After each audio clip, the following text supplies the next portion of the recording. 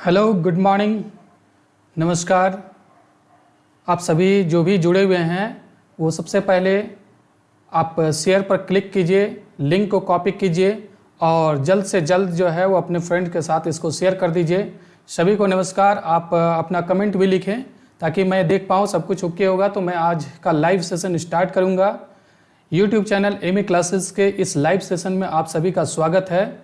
मैं आज vector algebra का जो लेक्चर 8 है मैं लाइव ले रहा हूँ। इसके पहले मैं वेक्टर अलजेब्रा पर 7 वीडियोज़ अपलोड कर चुका हूँ। रिकॉर्डेड वीडियो है, वो डिस्क्रिप्शन में उसका लिंक मिल जाएगा उस प्ले स्टोर का, आप वहाँ से उसको देख सकते हैं। ये 8th लेक्चर होगा वेक्टर अलजेब्रा का। अगर सब कुछ ठीक है तो आप ओके करें, मैं इसको लाइव सेशन को स्टार्ट करूँगा। और मैं अभी देख पा रहा हूँ कि कुछ लोग जुड़ चुके हैं। जो भी जुड़े हुए हैं वो कृपया एक बार ओके लिखें, सब कुछ अगर ठीक होगा। Nitish, good morning everyone. तो चलिए स्टार्ट करते हैं आज के लाइव सेशन को। और सबसे पहले मैं यहाँ पर ये वेक्टर अलजेब्रा का लेक्चर 8 है, जैसा मैं अभी बता रहा था। इसके पहले रिकॉर्डेड वीडियो मैं लेक्चर 7 तक अपलोड कर चुका हूँ। आज हम लोग इस लाइव सेशन में प्रॉब्लम ऑन सेक्शन फार्मूला, हम लोग सेक्शन फार्मूला पर प्रॉब्लम पढ़ेंगे। तो सेक्शन फार्मूला मैं पहले भी बता चुका हूँ और आज मैं और भी कुछ बताऊँगा। नवल किशोर, नीतीश कुमार ओके है, चलिए ठीक है। मैं इस अब लाइव सेशन को स्टार्ट कर रहा हूँ और आज के जो टॉपिक है मैं उस पर कुछ सवाल को बताऊंगा। सेक्शन फार्मूला जो वेक्टर में आप पढ़े हैं पिछले वीडियो में, प्रीवियस वीडियो में मैं बता चुका हूं, तो उसी पर आज मैं क्वेश्चन बताऊंगा। तो चलिए सबसे पहले हम लोग सेक्शन फार्मूला को थोड़ा सा देख लेते हैं और सेक्शन फार्मूला को देखने के बाद फिर हम लोग उस पर क्वेश्चन को देखेंगे। ऑलरेडी सेक्शन फार्मूला मैं पहले वाले वीडियो में बता चुका हूँ। तो देखिए यहाँ पर हम लोग क्या कर रहे हैं कि 2 पॉइंट ले रहे हैं। आप जैसे यहाँ पर देख पा रहे होंगे कि ये जो 2 पॉइंट है ए और बी, इस ए पॉइंट का पोजीशन वेक्टर ए है और बी पॉइंट का पोजीशन वेक्टर बी है। अब हम लोग इसको ए और बी को हम लोग ज्वाइन कर देते हैं। तो देखिए यहाँ पर ए टू बी जो लाइन हम लोग ज्वाइन किए हैं, लाइन सेगमेंट जो बना, इस लाइन सेगमेंट पर एक पॉइंट हम लोग लेते हैं। ये पॉइंट जो है वो पी है और ये पी पॉइंट इस लाइन सेगमेंट ए बी को m/n रेशियो में डिवाइड कर रहा है। m/n रेशियो, इसका मतलब क्या हो गया?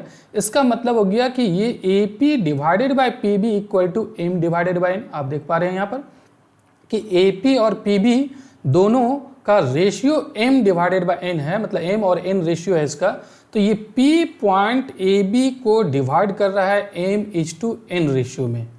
अब इस P पॉइंट का अगर हम लोग को पोजीशन वेक्टर निकालना हो तो कैसे निकालेंगे? तो इसका निकालने का फॉर्मूला होता है position vector of point P equal to, ये फॉर्मूला है देखिए, m into position vector B plus n into position vector A divided by m plus n। कैसे, आप इसको याद रखिएगा। देखिए यहाँ पर ये जो पार्ट है AP, ये m पार्ट है और ये PB पार्ट जो है वो n पार्ट है। तो m को मल्टीप्लाई करेंगे B से और n को मल्टीप्लाई करेंगे A से और दोनों को ऐड करके लिखेंगे और नीचे हम लोग m प्लस n से डिवाइड कर देंगे। तो इस तरीके से किसी भी पॉइंट का हम लोग पोजीशन वेक्टर निकाल सकते हैं अगर वो m/n रेशियो में डिवाइड करे या किसी भी रेशियो में अगर डिवाइड करता है तो हम लोग इसको निकाल सकते हैं। चलिए गुड मॉर्निंग सभी को, नवल किशोर, नीतीश, नरेंद्र प्रजापति, नीतीश भारती, सभी को गुड मॉर्निंग। और मैं ये जो सेक्शन फार्मूला अभी बताया, इस सेक्शन फार्मूला से हम लोग अगर ये जो P पॉइंट है अगर वो बाइसेक्ट करता है तो उसका भी हम लोग निकाल सकते हैं। कैसे निकाल सकते हैं चलिए देखते हैं इसके बारे में। जैसे मान लेते हैं हम लोग यहाँ पर एक पॉइंट A ले रहे हैं जिसका पोजीशन वेक्टर A है, वेक्टर A, और यहाँ पर एक पॉइंट हम लोग B ले रहे हैं जिसका पोजीशन वेक्टर B है।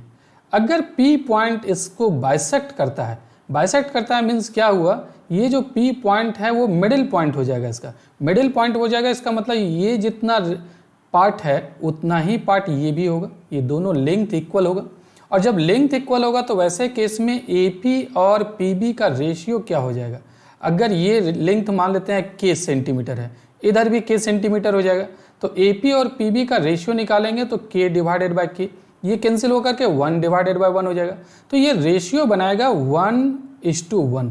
तो यहाँ पर हम लोग क्या करेंगे, अगर P का पोजीशन वेक्टर निकालना है तो इस M के जगह 1 पुट कर देंगे और यहाँ पर भी N के जगह 1 पुट कर देंगे। रेशियो यहाँ जो M/N था उसके जगह यहाँ पर 1:1 हो जाएगा। तो ये क्या हो जाएगा वैसे केस में, देखिए पहले हम लोग इसको लिखते हैं A/1 मतलब वेक्टर A, और फिर इसको लिखते हैं प्लस वेक्टर B और डिवाइडेड बाय वेक्टर 2। तो इस तरीके से अगर मिडिल पॉइंट हो, ये पॉइंट अगर मिडिल पॉइंट है P, तो उस समय इसका पोजीशन वेक्टर निकल जाएगा A + B डिवाइडेड बाय 2 हो जाएगा। तो मिडिल पॉइंट का पोजीशन वेक्टर बहुत आसान है निकालना। अब चलिए आगे हम लोग जो सेक्शन फार्मूला पहले भी वीडियो में मैं बताया था, आज भी मैं थोड़ा सा यहाँ डिस्कस कर दिया हूँ। अब हम लोग सेक्शन फार्मूला से रिलेटेड कुछ क्वेश्चन को देखते हैं। चलिए सबसे पहला क्वेश्चन हम लोग यहाँ पर ये लेते हैं कि so that the sum of 3 vectors determined by the medians of a triangle directed from the vertices is 0। आप सभी से रिक्वेस्ट होगा कि आप सबसे पहले आप शेयर कीजिए, शेयर पर क्लिक कीजिए, इसका लिंक को कॉपी कीजिए और लिंक जो है वो अपने फ्रेंड के साथ शेयर कर दीजिए ताकि ज़्यादा से ज़्यादा लोग यहाँ पर जुड़ पाएँ और इस लाइव सेशन में उसका फ़ायदा उठा पाएँ। तो अभी तक जो भी जुड़े हुए हैं और भी कुछ लोगों को जोड़ने की कोशिश कीजिए, और ये वीडियो जो है वो रिकॉर्डेड रहेगा, वो आप कभी भी देख सकते हैं, कोई भी देख सकते हैं। चलिए तो हम लोग इस क्वेश्चन पर आते हैं। ये क्वेश्चन क्या कहता है, ये क्वेश्चन को हम लोग देखते हैं कि so that the sum of 3 vectors determined by the medians of a triangle directed from the vertices is 0। क्या कहता है ये क्वेश्चन, जरा समझिए इस फिगर से।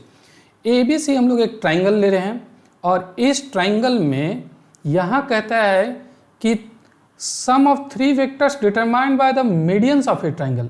अब ये जो ट्राइंगल का मीडियन होगा उससे 3 वेक्टर बन जाएगा, 3 मीडियन होगा यहाँ पर। ये जो ट्राइंगल है ABC उसका 3 मीडियन कौन सा, एक मीडियन AD है, दूसरा मीडियन BE है और तीसरा मीडियन CF है। मीडियन क्या हो गया, मीडियन जैसे ये BC साइड के मिडिल पॉइंट को हम लोग अपोजिट वर्टेक्स से ज्वाइन कर देंगे, इसी को हम लोग मीडियन कहते हैं। यहाँ पर ये जो साइड AC है इसका ये मिडिल पॉइंट है, इस मिडिल पॉइंट को अपोजिट वर्टेक्स से ज्वाइन कर देंगे तो इसको ये दूसरा मीडियन हो गया। इसी तरीके से AB का ये मिडिल पॉइंट है F और इसको अपोजिट वर्टेक्स से ज्वाइन कर दिया, this is the 3rd median of the triangle ABC। तो 3 मीडियंस है। अब ये 3 मीडियन से हम लोग को 3 वेक्टर बन जाएगा। एक वेक्टर बनाना है AD, दूसरा बनाना है CF और तीसरा बनाना है B। तो देखिए यहाँ पर वही कह रहा है कि sum of 3 vectors determined by the medians of a triangle. Median of triangle से 3 वेक्टर डिटरमाइन किया जा रहा है डायरेक्टेड फ्रॉम द वर्टिसेज, और वर्टेक्स से डायरेक्शन है A से D की ओर डायरेक्शन है। ये जो वर्टेक्स है A से D की ओर है, वर्टेक्स से डायरेक्शन स्टार्ट हो रहा है। तो ये जो 3 वेक्टर होगा, एक AD होगा, दूसरा BE होगा और तीसरा CF होगा, ये तीनों का जो सम दिखाना है वो 0 दिखाना है। अब कैसे दिखाते हैं, चलिए हम लोग देखते हैं इसको, इसका सॉल्यूशन में। सबसे पहले हम लोग यहाँ पर मीडियन के बारे में लिख रहे हैं कि let AD, BE and CF be 3 medians of a triangle ABC।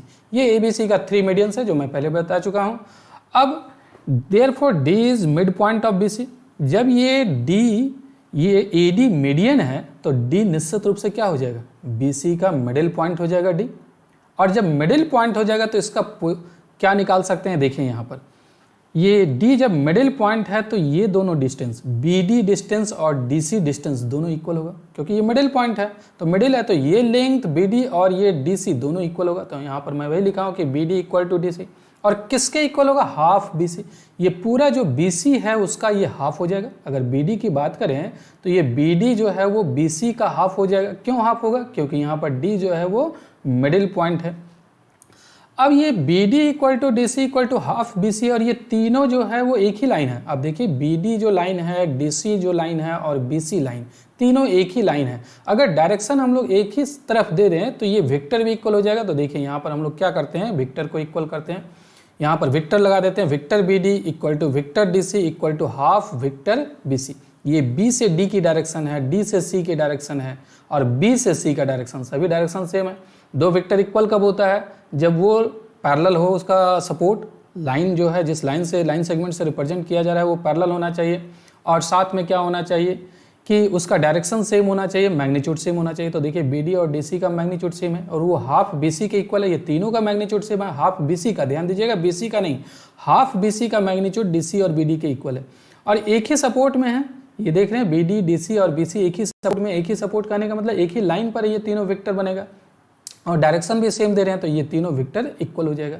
अब आगे बढ़ते हैं, देखिए हम लोग ये ट्राइंगल यूज करते हैं ABD, ये ट्राइंगल पूरा ट्राइंगल नहीं रहे हैं, AB और D ट्राइंगल ले रहे हैं। इस ट्राइंगल में अगर हम लोग देखें तो triangle law of addition apply करते हैं। ट्राइंगल लॉ ऑफ एडिशन से वेक्टर AD को क्या लिख सकते हैं, देखिए ये जो वेक्टर AD है इसको हम लोग लिख सकते हैं AB vector plus BD vector.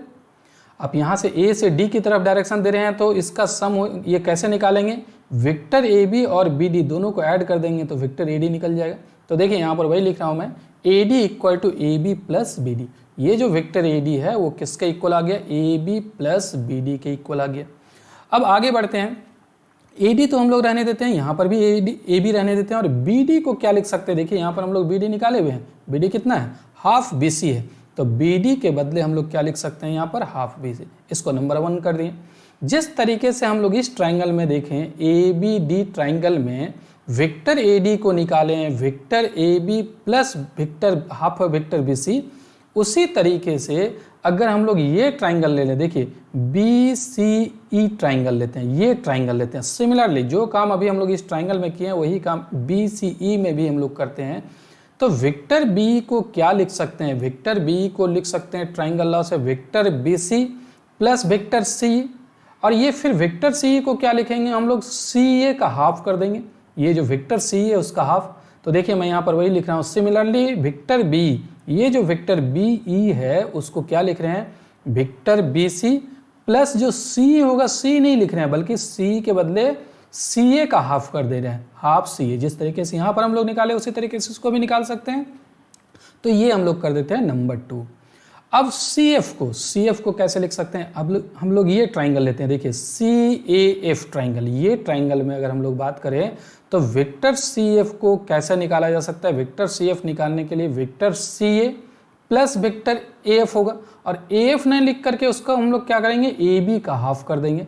तो देखिए CF equal to vector CA plus half vector AB, वो 3 ट्राइंगल हम लोग यहाँ पर पकड़ेंगे और तीनों ट्राइंगल से ये AD, BE और CF निकाल लेंगे। इसको हम लोग इक्वेशन नंबर 1, 2, 3 किए हुए हैं। अब हम लोग क्या करते हैं, इसको ऐड कर देते हैं, एडिंग 1, 2 एंड 3 वी गेट, ये जो तीनों है उसको तीनों को ऐड करेंगे, लेफ्ट हैंड साइड को पहले ऐड कर देंगे और इधर राइट हैंड साइड को ऐड कर लेंगे। तो चलिए नेक्स्ट स्लाइड में चलते हैं और नेक्स्ट स्लाइड में हम लोग देखते हैं क्या रहा है। नेक्स्ट स्लाइड में जो अभी मैं यहाँ पर 1, 2, 3, ये 1 था, ये 2 था, ये 3 था, मैं यहाँ पर ले आया हूँ। अब इसको हम लोग ऐड करते हैं, तो देखिए AD plus B plus CF इधर हो गया, AB, सॉरी यहाँ पर थोड़ा सा मिस्टेक है, यहाँ पर AD हो जाएगा, तो इसको मैं सुधार देता हूँ। यहाँ पर ये जो है वो AD होगा, ये वेक्टर AD है, यहाँ पर देख रहे हैं ये वेक्टर AD है। तो वेक्टर AD और वेक्टर BE और वेक्टर CF ये इधर लेफ्ट हैंड साइड को ऐड कर दें, राइट हैंड साइड को AB plus BC plus CA, देखिए यहाँ पर मैं लिखा हूँ AB plus BC plus CA, और ये half BC plus half CA plus half AB को यहाँ पर मैं लिखा हूँ। चलिए अब आगे बढ़ते हैं, इसको हम लोग सिंप्लीफाई करते हैं, और ये AD plus BE plus CF इसको 0 दिखाना था, ये आसानी से 0 हम लोग दिखा सकते हैं, देखिए कैसे। अब यहाँ पर AB है और यहाँ पर हाफ AB है, आप ये अगर दोनों को ऐड करेंगे, यहाँ पर AB फुल AB होगा, यहाँ पर हाफ AB होगा, तो फुल में हाफ और ऐड कर देंगे तो 3/2 AB हो जाएगा। तो देखिए ये 3/2 AB होगा। उसी तरीके से BC और हाफ BC को 3/2 BC, और ये जो CA है और हाफ CA ये 3/2 CA हो गया। तो हम लोग AB और हाफ AB को ऐड करके BC को हाफ BC के साथ ऐड करके इसको यहाँ लिखे हैं, CA को हाफ CA के साथ ऐड करके यहाँ पर हम लोग लिख दिए हैं। चलिए अब 3/2 को हम लोग कॉमन निकाल लेते हैं, 3/2 कॉमन निकल गया, तो यहाँ पर AB plus BC plus CA बच गया। अब हम लोग ट्राइंगल लॉ अप्लाई करते हैं और AB प्लस BC को क्या लिख सकते हैं, फिगर से देखिए, अगर वेक्टर AB और वेक्टर BC को ऐड करें तो हम लोग वेक्टर AC लिख सकते हैं ट्राइंगल लॉ से। तो AB प्लस BC अगर इसको हम लोग ऐड करते हैं तो वेक्टर AC कर देते हैं। तो यहाँ पर AB प्लस BC को क्या कर रहे हैं हम लोग, यहाँ पर AB प्लस BC को AC और प्लस ये CA को ज्यों कहते हो।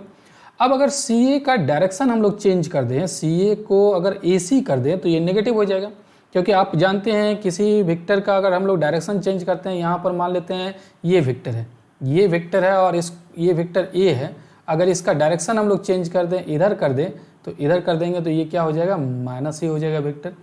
तो हम लोग यहाँ पर भी वही काम करते हैं। देखिए क्या कर रहे हैं हम लोग कि सबसे पहले हम लोग यहाँ पर ये जो सी ए है, सी ए को हम लोग ए सी कर देते हैं, तो ए सी कर देंगे तो माइनस ए सी हो जाएगा। तो देखिए नेक्स्ट स्टेप में 3/2 रहने देते हैं, ए सी रहने देते हैं और सी ए को हम लोग यहाँ पर माइनस ए सी कर दिए। अब ए सी में वेक्टर ए सी को सब्ट्रैक्ट करेंगे तो 0 वेक्टर हो जाएगा और 0 को 3/2 से मल्टीप्लाई करेंगे तो ये 0 वेक्टर के बराबर आ गया। तो यही प्रूव करना था हम लोग को प्रूव करना था कि ये जो 3 मीडियंस है ए डी बी और सी एफ, ये तीनों का जो सम होगा वो 0 वेक्टर के इक्वल होगा। क्या ये जो मैं समझाया हूँ आप सभी को समझ में आ रहा है? जल्दी से कमेंट में लिखें क्या ये क्लियर हो रहा है, कोई दिक्कत तो नहीं है? चलिए अभी 11 लोग जुड़े हुए हैं, नीतीश, नवल, नरेंद्र प्रजापति, नीतीश। फिर चलिए आगे बताइए, ये कुछ क्लियर हो रहा है, कोई दिक्कत तो नहीं हो रही है? अगर सब कुछ ओके है तो चलिए हम लोग नेक्स्ट क्वेश्चन पर आते हैं। लेकिन यहाँ पर एक सवाल है कि मैं जो इस क्वेश्चन को प्रूव किया हूँ, सबसे पहले मैं बताया था कि आज जो मैं बताऊँगा सेक्शन फार्मूला बेस्ड क्वेश्चन बताऊँगा, लेकिन यहाँ तो कोई सेक्शन फार्मूला अप्लाई ही नहीं हुआ। यहाँ तो ट्राइंगल लॉ अप्लाई किए हैं, मतलब triangle law, addition of triangle law apply किए हैं। तो यहाँ पर सेक्शन फार्मूला भी अप्लाई करके इसको हम लोग प्रूव कर सकते हैं। चलिए नीतीश, हाँ यस सर, बहुत अच्छी बात है। तो ट्राइंगल लॉ तो अप्लाई करके इसको प्रूव कर लें, लेकिन सेक्शन फार्मूला अप्लाई करके कैसे हम लोग इसको प्रूव करेंगे, चलिए उसके बारे में देखते हैं। इसी क्वेश्चन को मैं एक दूसरे मेथड से सिर्फ समझा रहा हूँ।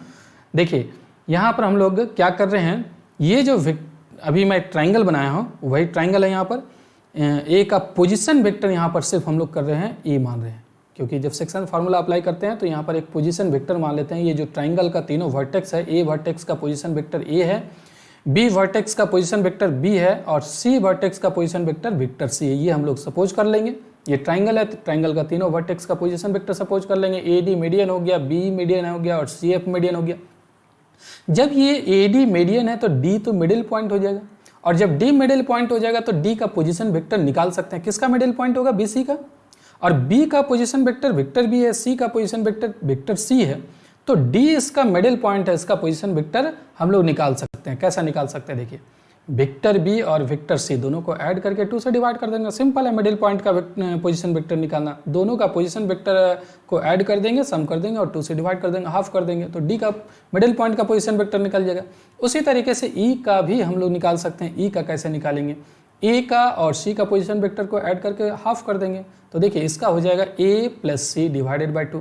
अगर हम लोग एफ की बात करें तो एफ का पोजीशन वेक्टर क्या होगा? ए प्लस बी डिवाइडेड बाई 2 हो जाएगा।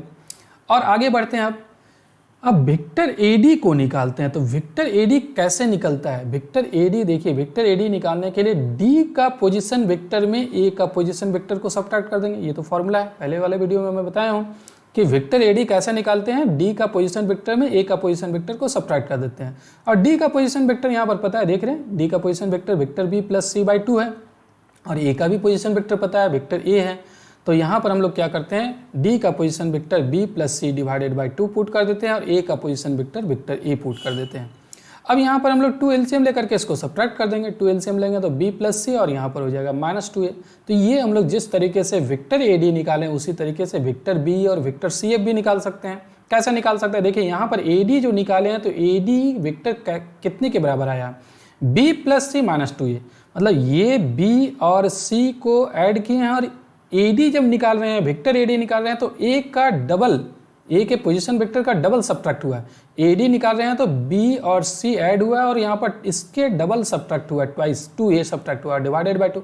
इसी तरीके से अगर वेक्टर बी निकालेंगे तो क्या होगा? ए प्लस सी और यहाँ पर 2b सब्ट्रैक्ट हो जाएगा और डिवाइडेड बाई 2। तो देखिए वेक्टर बी क्या आएगा, जरा समझिए, वेक्टर बी आ जाएगा a plus C -2b divided by 2। यहाँ पर मैं वही लिखा हूँ। आगे बढ़ते हैं और आगे इसी तरीके से सी एफ भी निकाल सकते हैं। तो सी एफ के लिए हो जाएगा vector A plus vector B -2c divided by 2। तो ये सिंपल है, जिस तरीके से हम लोग वेक्टर ए डी निकालें उसी तरीके से वेक्टर बी और वेक्टर सी एफ निकाल सकते हैं। अब आगे बढ़ते हैं और ये तीनों को ऐड कर देते हैं, A D plus B plus C F, ये तीनों को ऐड कर रहे हैं। तो ए डी का वैल्यू यहाँ पर निकला हुआ था B plus C -2a divided by 2, और बी का वैल्यू भी निकला हुआ है A plus C -2b divided by 2, और यहाँ पर सी एफ भी निकला हुआ है। अब आप सिंपल है, आप तीनों को ऐड कर लीजिए एलसीएम लेकर के, 0 आ जाएगा। तो देखिए कैसे, 2 तो सभी से एलसीएम आ जाएगा। यहाँ पर b और यहाँ पर भी 2b सम प्लस में है तो 2b हो जाएगा, और यहाँ पर 2b माइनस में है, देख रहे हैं। c और c 2 बार आ जाएगा, c यहाँ पर भी है, c यहाँ पर भी है, 2c और -2c, ये कैंसिल हो जाएगा। a और 2a ये भी यहाँ पर ए है तो 2a और 2a से कैंसिल हो जाएगा, तो सब सारा कैंसिल हो जाएगा, 0 आ जाएगा, ये आप करके आसानी से देख सकते हैं। तो ये हो गया सेक्शन फार्मूला से हम लोग इसको बनाए हैं। दोनों दो तरीका से, एक तो ट्राइंगल लॉ ऑफ एडिशन से भी मैं इसको बताया हूँ और एक बताया हूँ यहाँ पर सेक्शन फार्मूला से भी। तो ये सेक्शन फार्मूला से भी बनाया जा सकता है। चलिए आगे बढ़ते हैं और नेक्स्ट क्वेश्चन को हम लोग देखते हैं। नेक्स्ट क्वेश्चन है, ये तो प्रूफ हो गया। अब चलिए एक सवाल है कि if A B C are the position vector of 3 vertices of a triangle then the position vector of its centroid is. अगर कोई ट्राइंगल बनाते हैं, जैसे मैं ऐसा करता हूँ, यहाँ पर एक देखिए एक ट्राइंगल मैं बना रहा हूँ, यहाँ पर ये एक ट्राइंगल बन गया और इस ट्राइंगल का तीनों वर्टेक्स का पोजीशन वेक्टर दिया हुआ। मान लेते हैं ये ट्राइंगल ए है जिसका पोजीशन वेक्टर ए है। यहाँ पर एक ट्राइंगल बी है जिसका पॉइंट बी है, बी वर्टेक्स है, इसका पोजीशन वेक्टर बी है। और यहाँ पर सी है जिसका पोजीशन वेक्टर सी है। तो इस तरीके से ट्राइंगल का तीनों वर्टेक्स का पोजीशन वेक्टर हम लोग को पता है। अब यहाँ पर सवाल ये है कि इसका जो सेंट्रॉइड होगा, then the position vector of a centroid. Centroid होता है क्या है? सेंट्रॉइड जो होता है वो तीनों मीडियन जहाँ इंटरसेक्ट करता है उसी को हम लोग सेंट्रॉइड कहते हैं। जैसे यहाँ से भी हम लोग एक मीडियन ड्रॉ करेंगे तो ये जो मीडियन होगा यहाँ पर, ये जो मीडियन आएगा ए डी, इसको मैं फिर से ड्रॉ करता हूँ। ए डी यहाँ पर एक मीडियन बन जाएगा और एक मीडियन यहाँ पर जाएगा बी, और एक मीडियन आएगा यहाँ पर सी एफ। तो ये तीनों जहाँ इंटरसेक्ट करता है, इंटरसेक्शन पॉइंट को ही हम लोग सेंट्रॉइड कहते हैं। और अगर इस सेंट्रॉइड का पोजीशन वेक्टर निकालना है तो कैसे निकालेंगे? देखिए यहाँ ए का पोजीशन वेक्टर दिया हुआ है, बी का दिया हुआ है, सी का दिया हुआ है, तो सेंट्रॉइड का पोजीशन वेक्टर क्या होगा? तो then the position vector of its centroid A vector A plus vector B plus vector C divided by 2 होगा, या vector A plus vector B plus vector C divided by 3 होगा, या vector A plus vector B plus vector 2c divided by 3 होगा, या vector A plus vector B minus vector C divided by 3 होगा। चलिए आप comment करके बताइए मुझे कि कौन सा आंसर सही होगा, ए होगा, बी होगा या सी होगा। तीनों यहाँ पर ए हो गया है, मैं इसको थोड़ा सा चेंज कर देता हूँ। यहाँ पर ये बी है, ये ऑप्शन जो है वो बी है, ये ऑप्शन सी है और ये ऑप्शन डी है। चलिए कमेंट करके बताइए कि कौन सा ऑप्शन सही होगा। सेंट्रॉइड का क्या होता है पोजीशन वेक्टर? कुछ समय है आपके पास।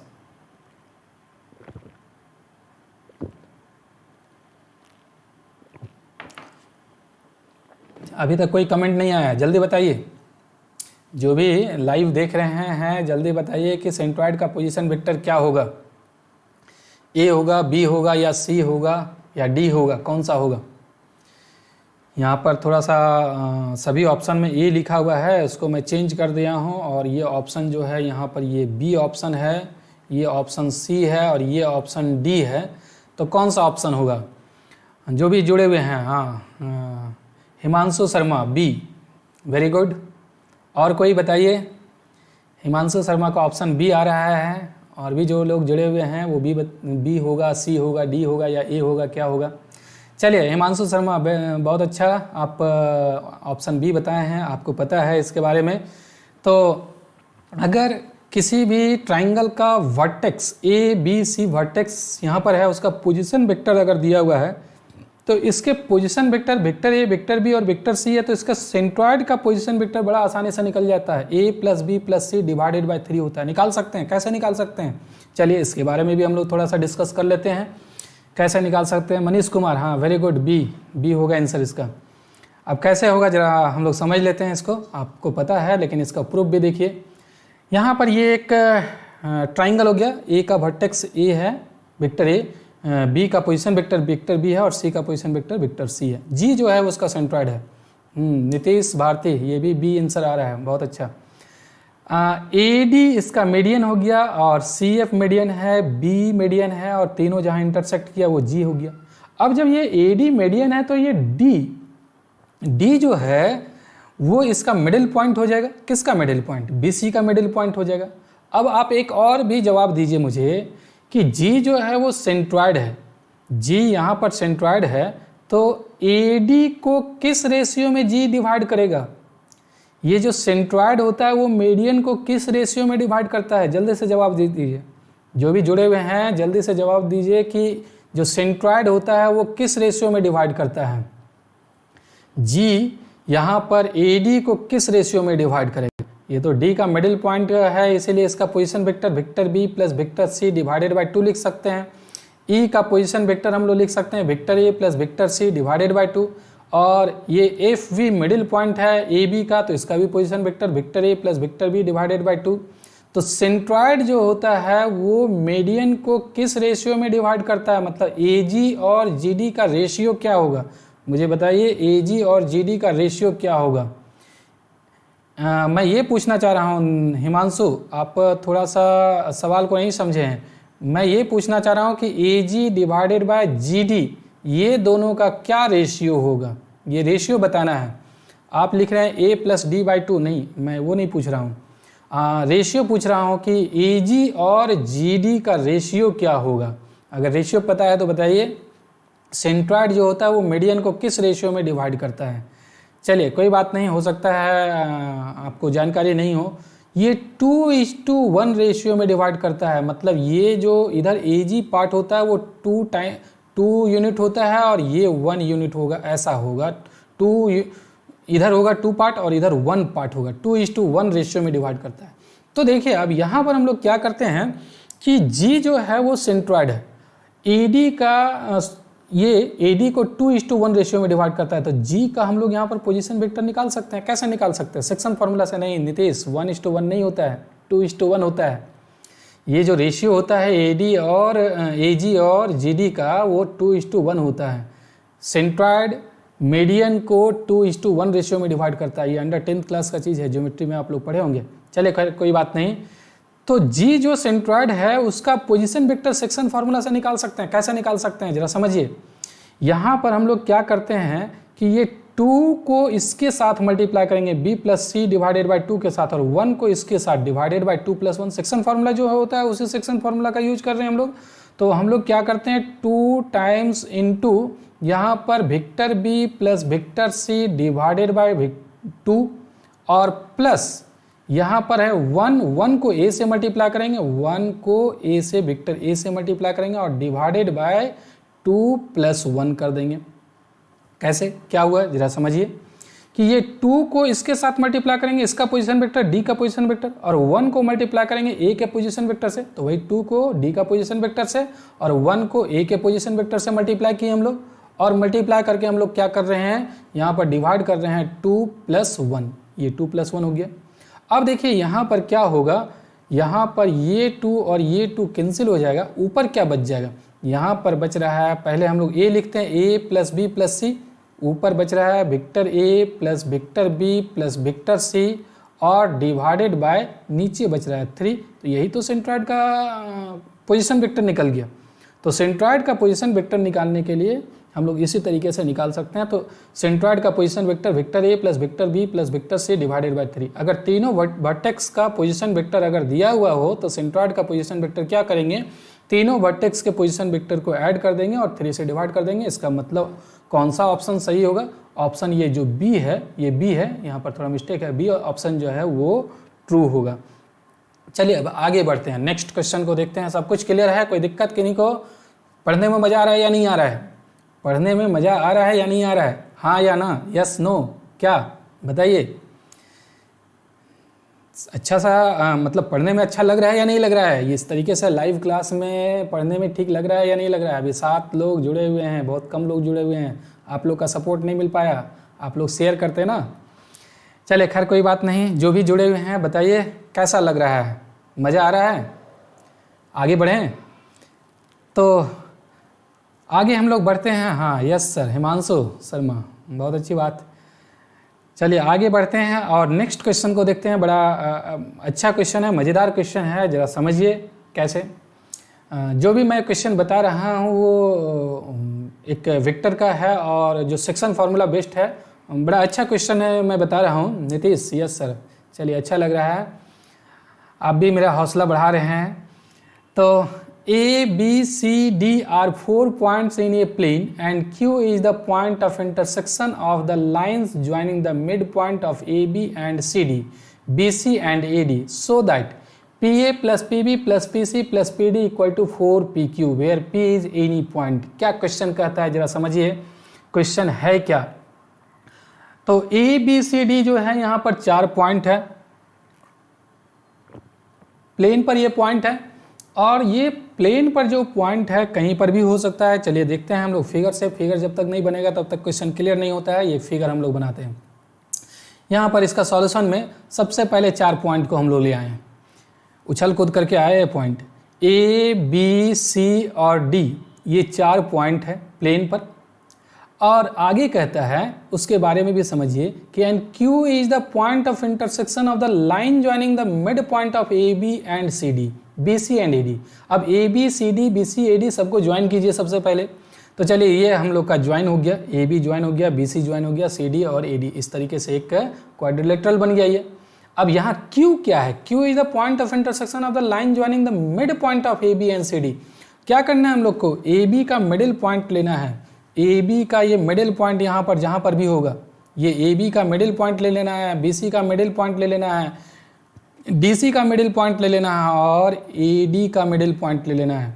और मिडिल पॉइंट ए बी और बी सी डी का मिडिल पॉइंट को ज्वाइन करना, ए बी का और सी डी का मिडिल पॉइंट को ज्वाइन करना है, इसको ज्वाइन करना है, इसको ज्वाइन करना है। ये जहाँ इंटरसेक्ट कर रहा है वही पॉइंट जो है वो क्यू है। क्यू कौन सा पॉइंट कर रहा है? देखिए यहाँ पर जरा समझिए। Q is the point of intersection of the line joining the midpoint of AB and CD। AB और CD का जो मिडिल पॉइंट है उसको ज्वाइन किया गया है। फिर BC और AD को, BC का जो मिडिल पॉइंट है और AD का जो मिडिल पॉइंट है उसको ज्वाइन किया गया और उसी का इंटरसेक्शन पॉइंट Q है। चलिए फिगर को हम लोग पेन से ड्रॉ किए थे, यहाँ पर ले आते हैं हम लोग। ये भी मिडिल पॉइंट जो है वो आया है, ए बी का मिडिल पॉइंट आ गया और सी बी का डी सी का सब मिडिल पॉइंट आ गया और इसको हम लोग ज्वाइन कर दिए। हाँ, Mahendra Yadav, which book follow? हाँ, महेंद्र यादव सुपर सर। चलिए ठीक है महेंद्र, बुक की बात करते हैं। तो क्वेश्चन जो है वो, ये क्वेश्चन जो मैं बता रहा हूँ हो सकता है कई बुक में मिल जाए, तो लेकिन आर डी शर्मा के भी बुक में अवेलेबल है और भी कई बुक में भी ये क्वेश्चन मिल सकता है। कोई एक खास बुक में हो ये ज़रूरी नहीं होता है, कई बुक में क्वेश्चन होता है। तो क्वेश्चन देखने पर, क्वेश्चन समझने से मतलब होता है। आप कोई भी बुक फॉलो करते हैं अच्छी बात है, कोई दिक्कत नहीं। आप जो बुक आप फॉलो करते हैं उसी बुक को फॉलो कीजिए और ये जो क्वेश्चन बता रहा हूँ मैं उसको आप समझिए। तो यहाँ पर हम लोग क्या किए, जो मैं बता रहा था कि अपोजिट साइड के मिडिल पॉइंट को ज्वाइन कर दिया और मिडिल पॉइंट को ज्वाइन किया, जहाँ इंटरसेक्ट करता है वही पॉइंट यहाँ पर क्या है? क्यू है। अब यहाँ क्वेश्चन कहता है so that P A plus P B plus P D. अब पी है कहाँ? Where P is any point. P कोई भी पॉइंट है, कहीं पर भी हो सकता है। देखिए पी यहाँ पर आ गया, अब यहाँ पर ही हो ये जरूरी नहीं है, हो सकता है अंदर भी कहीं पर भी हो, इस क्वाड्रिलेटरल के अंदर भी हो सकता है या बाहर भी हो सकता है, यहाँ पर भी हो सकता है, यहाँ पर भी हो सकता है, कहीं पर भी हो सकता है। पी इज एनी पॉइंट लिखा हुआ है। चलिए फिलहाल हम लोग यहाँ पर रख लें पी को। अब P A P B P C P D और पी क्यू ये सभी ज्वाइन कीजिए। पी ए को, पी बी को, पी सी को और पी डी को हम लोग ज्वाइन करते हैं और साथ में एक पी क्यू को भी ज्वाइन करते हैं। तो चलिए ये ज्वाइन हो गया। अब विक्टर का भी सिंबल दिया हुआ तो हम लोग विक्टर भी डाल देते हैं यहाँ पर। तो देखिए ये विक्टर पी ए आ गया, विक्टर पी बी आ गया, यहाँ पर पी बी इधर है और पी सी यहाँ पर है और पी डी यहाँ पर है। ये चारों का सम किसके बराबर दिखाना है? 4 पी क्यू। ये पी क्यू का 4 टाइम्स दिखाना है। कैसे हम लोग दिखा सकते हैं? चलिए देखते हैं इसको कैसे प्रूफ करेंगे। बड़ा आसानी से प्रूफ हो जाएगा। आप सिर्फ समझिए, ध्यान से समझिए कि ये पी ये सारा जो है वो एक ही प्लेन पर है। 3 डायमेंशनल लग रहा है क्या आपको? 3 डायमेंशनल नहीं है, ये एक प्लेन पर है। ये सारा पॉइंट जो है वो एक ही प्लेन पर हम लोग लिए हुए हैं। अब पी ए पी बी यहाँ पर है और पी सी है, पी डी है, ये सभी का सम जो है वो 4 पी क्यू के बराबर दिखाना है। कैसे दिखाते हैं? चलिए इसका सॉल्यूशन में सबसे पहले टेकिंग पी एज ओरिजिन। अब पोजीशन वेक्टर लिखने के लिए क्या करते हैं? कोई ना कोई ओरिजिन रहता है ना पोजीशन वेक्टर के लिए, तो हम लोग पी को ही ओरिजिन मान लेते हैं। किसी भी पॉइंट को ओरिजिन मान करके आप पोजीशन वेक्टर लिख सकते हैं।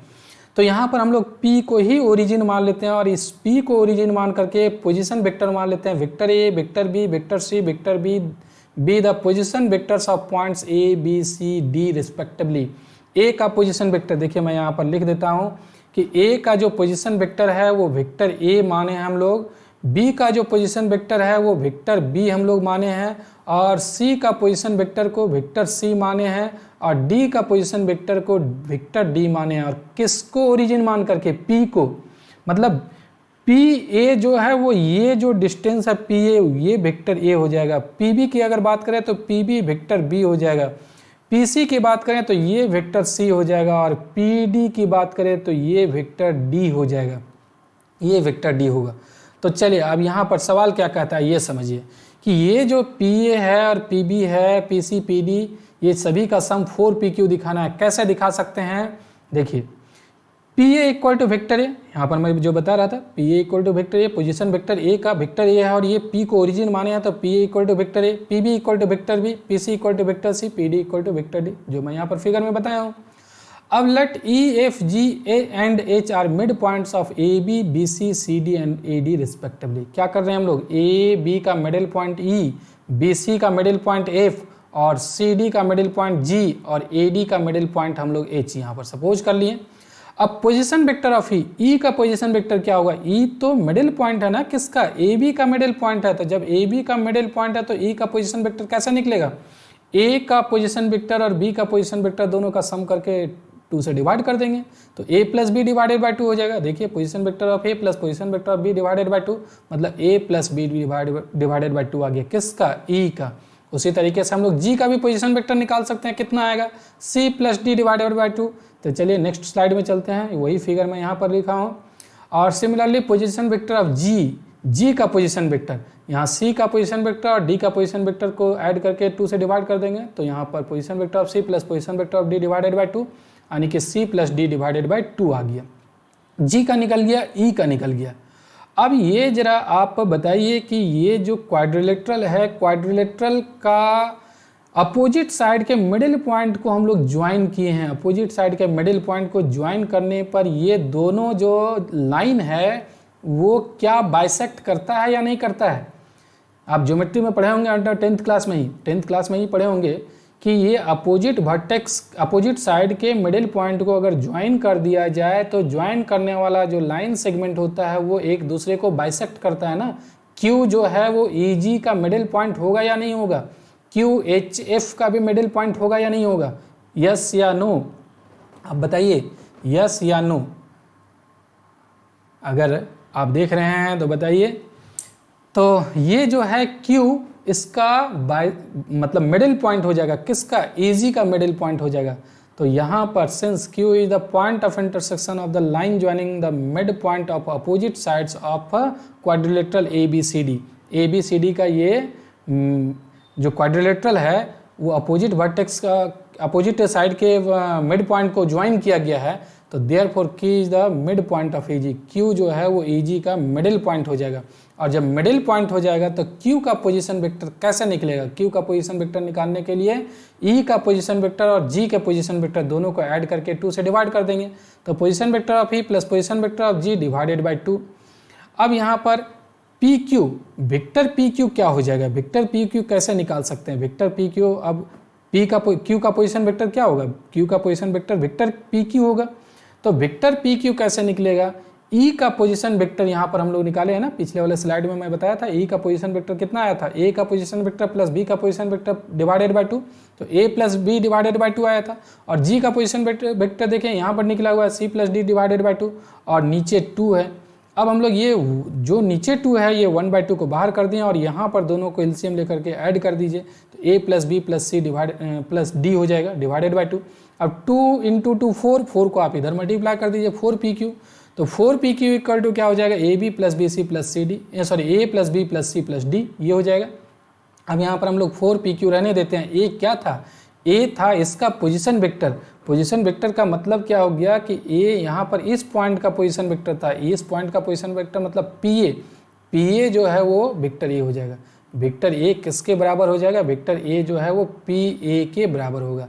तो देखिए वेक्टर A को हम लोग क्या कर रहे हैं? वेक्टर A को हम लोग लिख रहे हैं यहाँ पर PA, vector A equal to PA। उसी तरीके से ये जो वेक्टर PB है इसका पोजीशन वेक्टर है, यहाँ पर वेक्टर B था PB, तो B को हम लोग PB लिख सकते हैं। C को क्या लिख सकते हैं? C इसका पोजीशन वेक्टर था, मतलब PC vector equal to vector C, तो C को हम लोग PC लिख सकते हैं। और D जो है वो किसका पोजीशन वेक्टर था? D का, मतलब PD, तो D जो है वो PD के बराबर हो जाएगा। तो यही प्रूफ करना था कि 4 into PQ equal to PA plus PB plus PC plus PD। इस तरीके से ये कंप्लीट प्रूफ हो गया। तो सिंपल सा क्वेश्चन था, कुछ विशेष नहीं था। अब चलिए आगे बढ़ते हैं और नेक्स्ट क्वेश्चन को हम लोग देखते हैं। नेक्स्ट क्वेश्चन क्या है?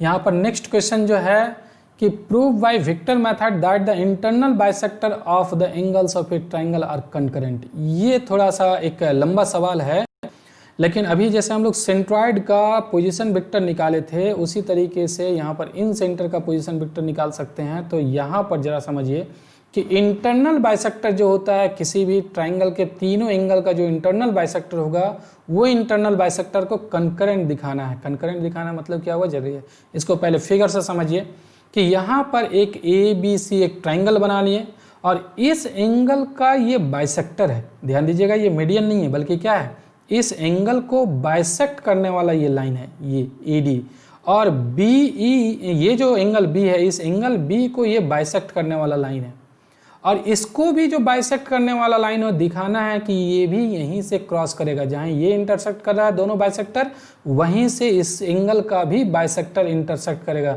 मतलब तीनों बाइसेक्टर एक कंकरेंट होगा, मतलब संगामी होगा, यानी कि एक ही बिंदु पर मिलेगा।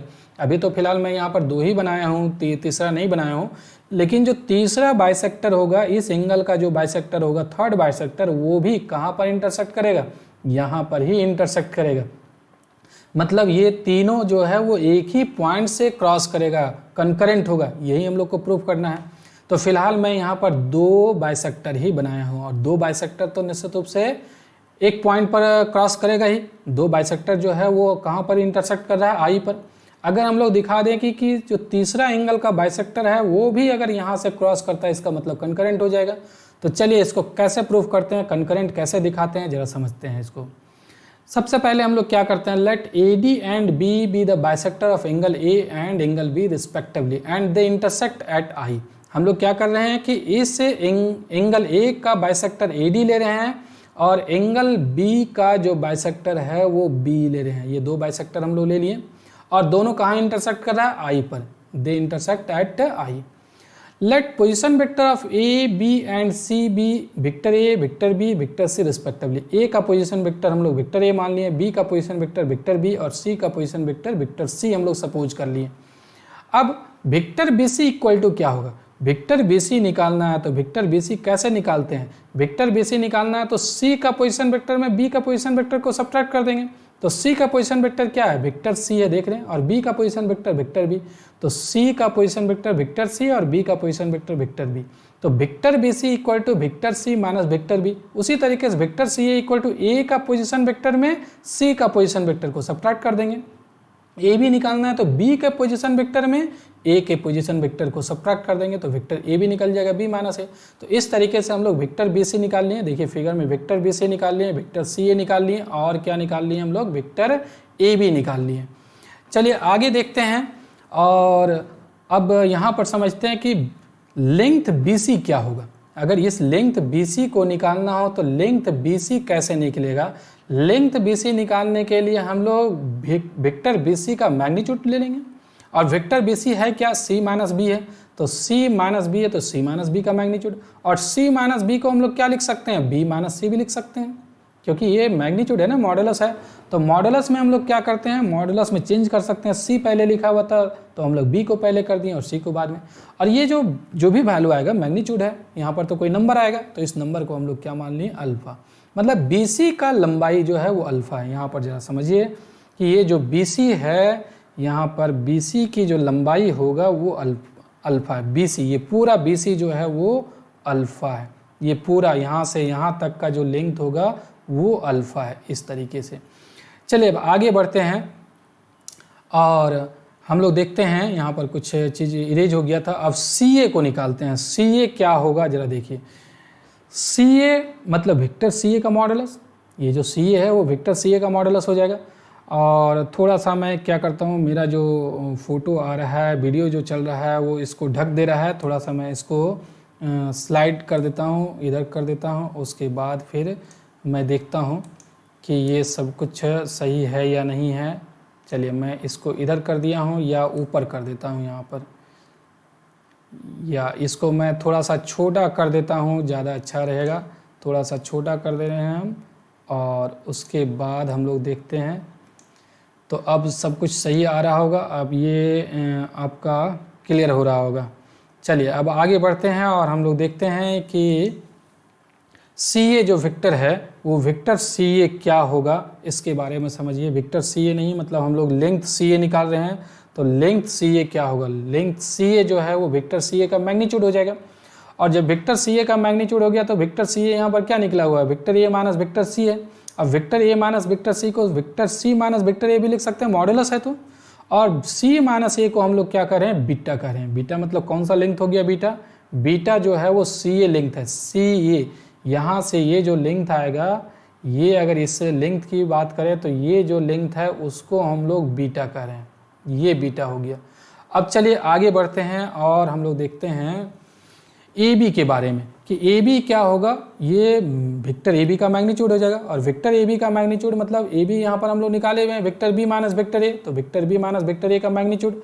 बी माइनस ए को हम लोग ए माइनस बी भी लिख सकते हैं, क्योंकि मैग्नीट्यूड मॉडुलस में लिखा हुआ है, तो मॉडुलस में लिखा हुआ है तो इसीलिए हम लोग vector A minus vector B लिख सकते हैं।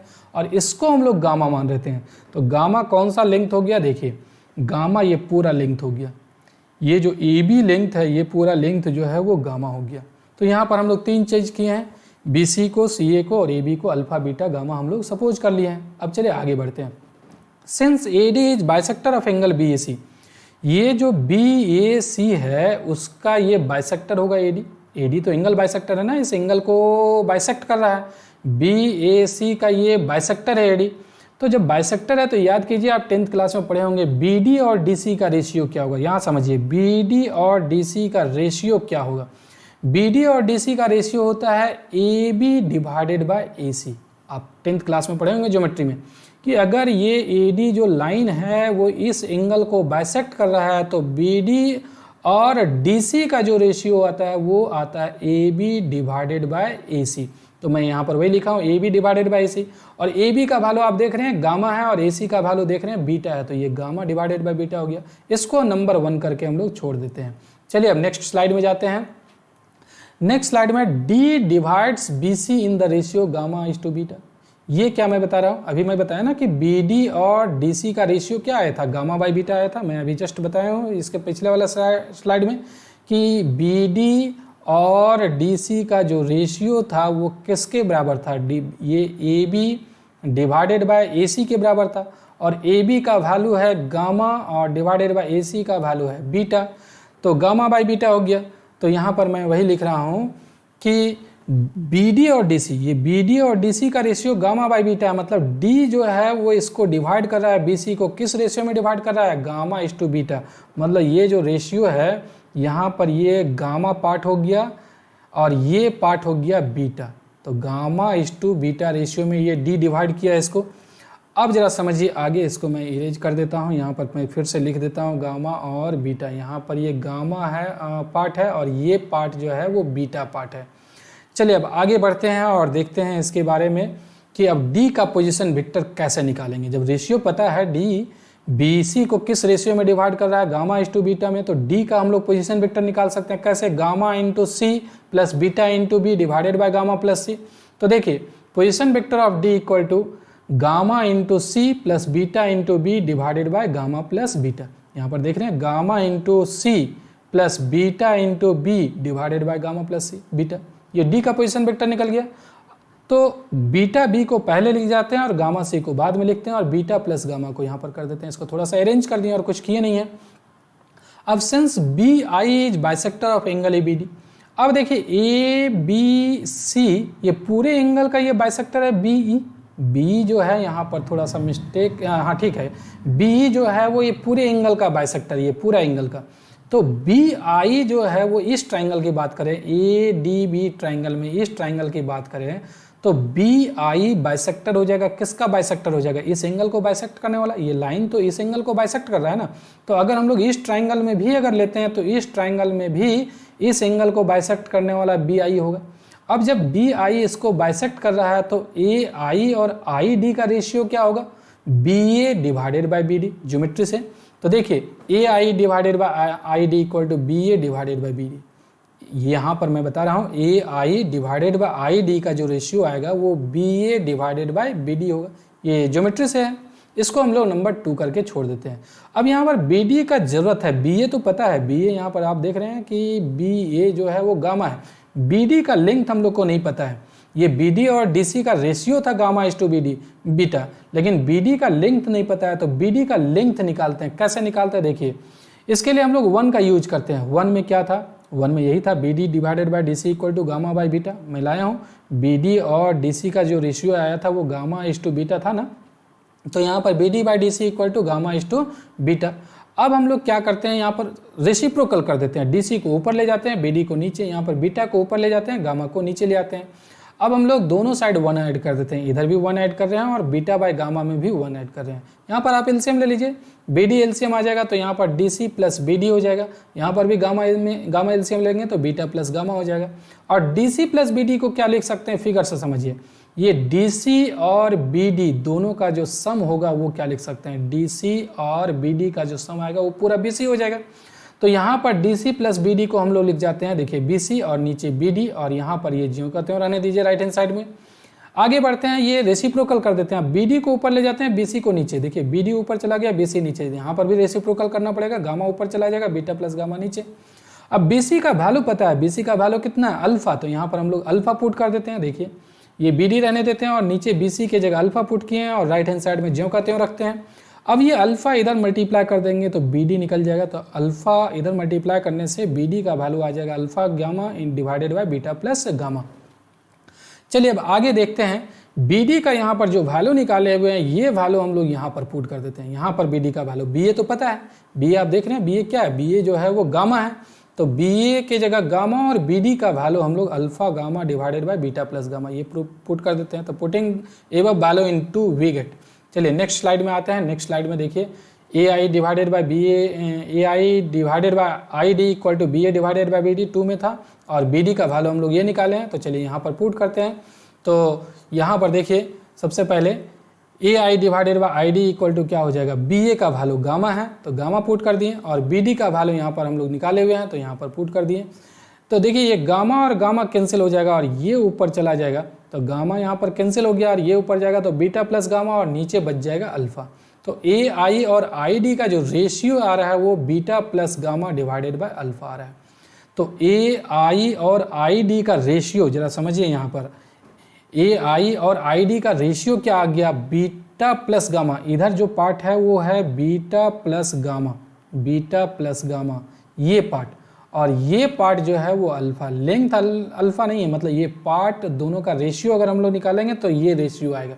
ऐसा मत समझिएगा कि ये लेंथ इसका ये है, ये ए आई और आई डी का रेशियो इतना आ गया।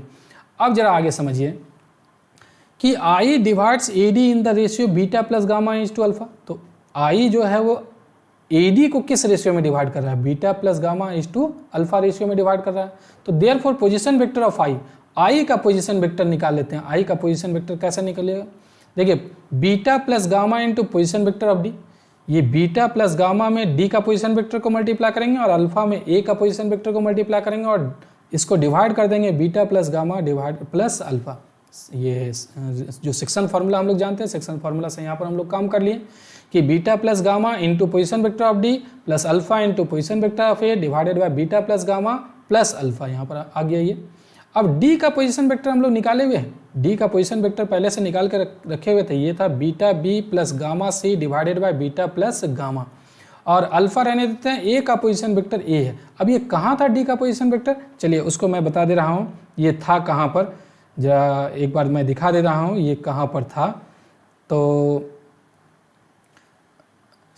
आप देख रहे हैं पोजीशन वेक्टर ऑफ डी का पोजीशन वेक्टर यही निकला हुआ था ना, ये डी का पोजीशन वेक्टर निकला हुआ था। तो चलिए अब अपने स्लाइड पर चलते हैं जहाँ पर हम लोग बात कर रहे थे। तो हम लोग 12 नंबर स्लाइड में आते हैं, ये नंबर 12 था।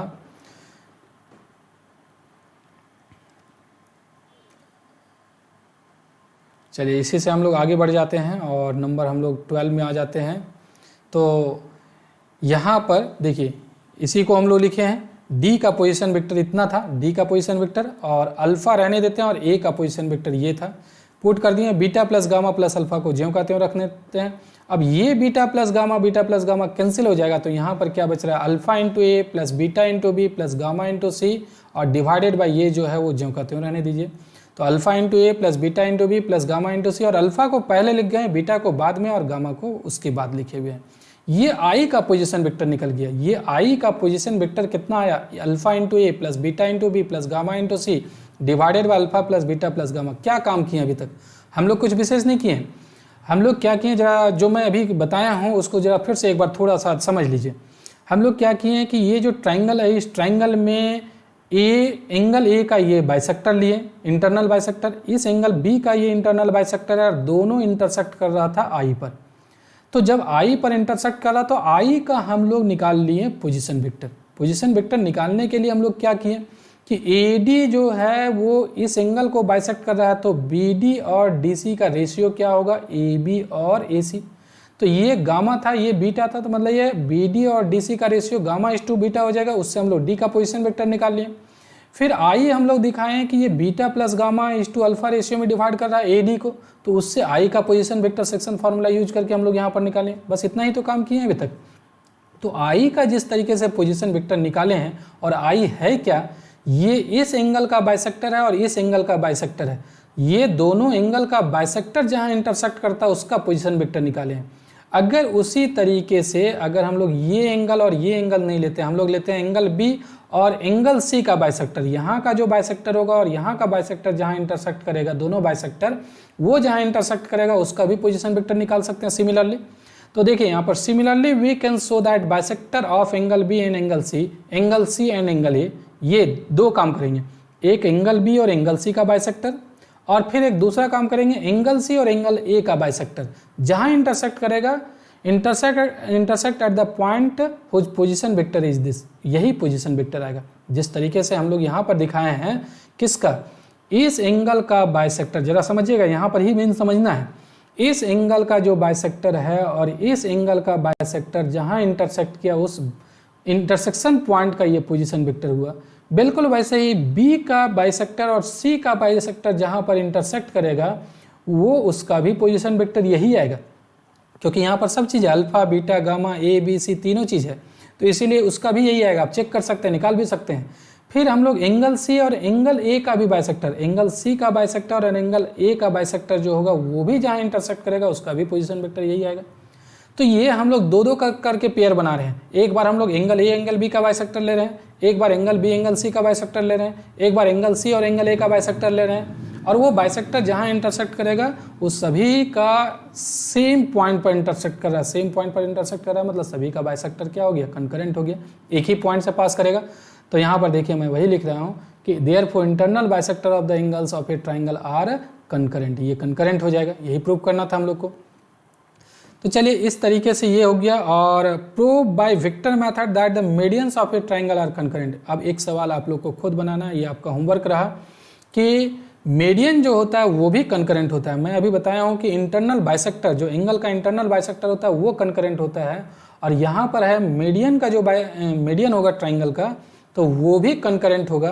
तो मीडियन कैसे निकालेंगे, अभी मैं तो सेंट्रॉइड के बारे में बता रहा था, तो वहाँ पर कुछ कॉन्सेप्ट उसका यूज कीजिएगा और उस तरीके से आप मीडियन का दिखा सकते हैं कि वो कंकरेंट हो, ये आप खुद कीजिएगा।